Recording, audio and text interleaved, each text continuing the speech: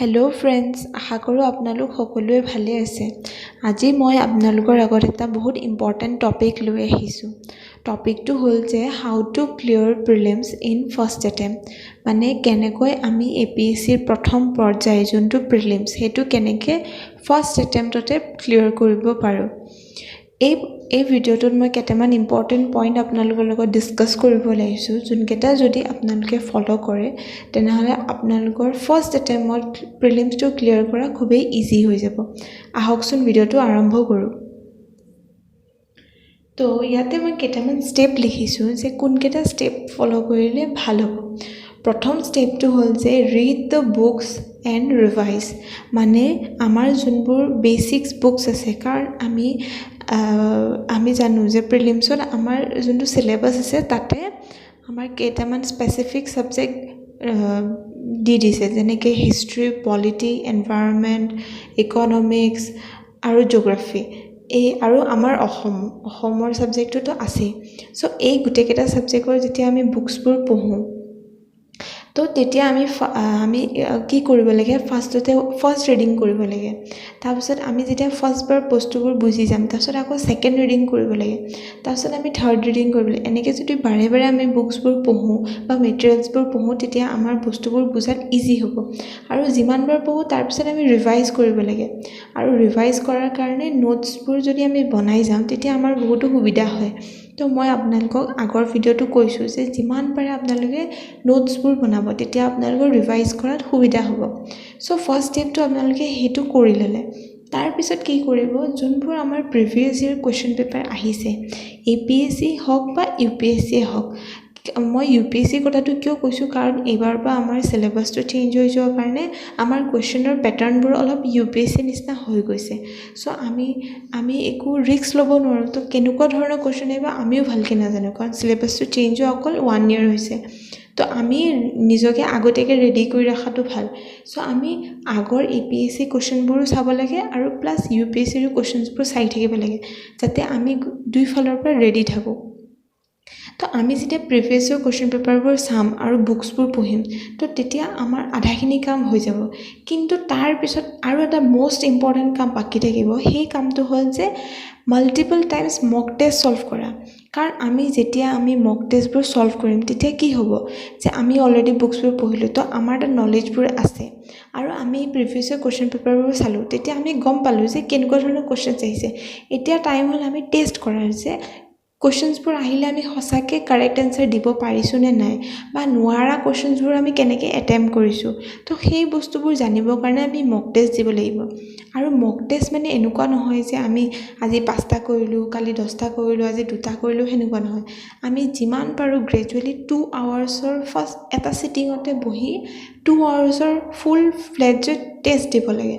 তো তেতিয়া আমি টাইম মেনেজমেণ্ট, তাৰপিছত আমাৰ একুৰেচি এভৰিথিং গম পাম। চ' আপোনালোকে কি কৰিব, ফাৰ্ষ্টতে কিতাপবোৰ পঢ়িব, কাৰণ প্ৰিলিমছৰ কাৰণে আমি বেছি কিতাপ নাই, কাৰণ আমাৰ ছাবজেক্টছবোৰ কম আৰু প্ৰিলিমছত মেইনলি ষ্টাডিজটো অলপ ফেক্টুৱেল বেছড হয়, কাৰণ আমাৰ অবজেক্টিভ বেছড কুৱেশ্যনছ আহে।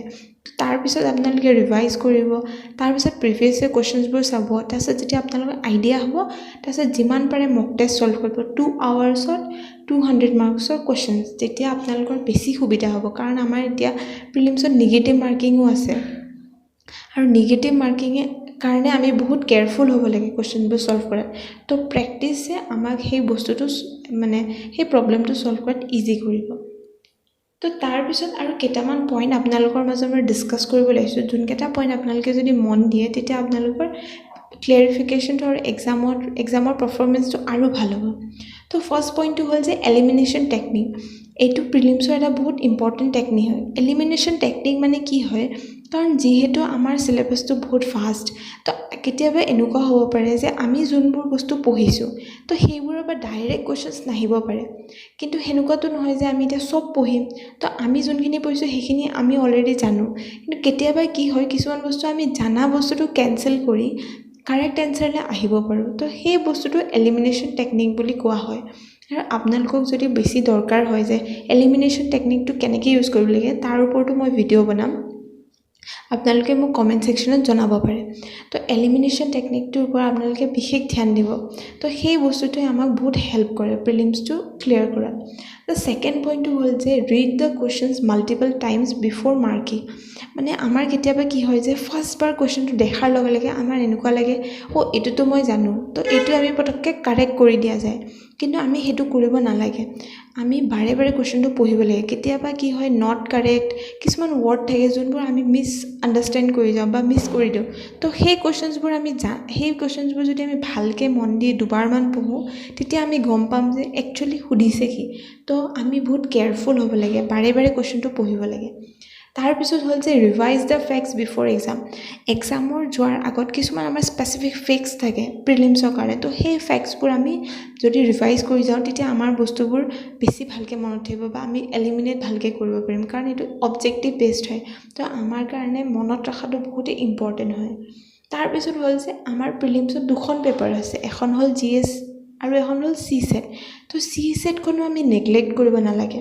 CSETখন যদিও কোৱালিফাইং মানে অনলি 33% তো আমি তাৰ কাৰণেও প্ৰেক্টিচ কৰি যাব লাগে তো CSETটো এটা বহুত ইম্পৰ্টেণ্ট ডিচাইডিং ফেক্টৰ কাৰণ দেখা যায় যে কেতিয়াবা মানুহে CSETত কোৱালিফাই নকৰাৰ কাৰণে প্ৰিলিমছটো ফেইল কৰে তো আমি যদি প্ৰিলিমছ সঁচাকৈ ফাৰ্ষ্ট এটেম্পত ক্লিয়াৰ কৰিব মন আছে তেনে আমি CSETকো সমানে ইম্পৰ্টেঞ্চ দিব লাগিব তাৰপিছত ফিফথ পইণ্টটো হ'ল যে প্ৰেক্টিচ ইন OMR শ্বীট কেতিয়াবা আমাৰ কি হয় আমি 2 আৱাৰ্ছৰো টেষ্ট দি আছোঁ টাইমতো টেষ্ট দি আছোঁ কিন্তু আমি কেতিয়াবা OMR শ্বীটত প্ৰেক্টিচ নকৰোঁ কিন্তু OMR শ্বীটত প্ৰেক্টিচ কৰাটো বহুত ইম্পৰ্টেণ্ট কাৰণ OMR শ্বীটত আমি বস্তুবোৰ ৰাউণ্ড কৰিব লাগে তো সেই বস্তুটো আমাৰ বহুত টাইম লৈ যায় তো আমি যেতিয়া OMR শ্বীটত প্ৰেক্টিচ কৰিম তেতিয়া আমি একচুৱেলি গম পাম যে আমাৰ কুৱেশ্যনবোৰ ছল্ভ কৰোঁতে কিমান টাইম লাগিছে তো আপোনালোকে প্লিজ OMR শ্বীটতো এক্সামৰ আগত বাৰে বাৰে প্ৰেক্টিচ কৰি যাব তাৰপিছত হ'ল যে টাইম মেনেজমেণ্ট আমি টাইম মেনেজমেণ্টটো বহুতেই ইম্পৰ্টেণ্ট কাৰণ আমাৰ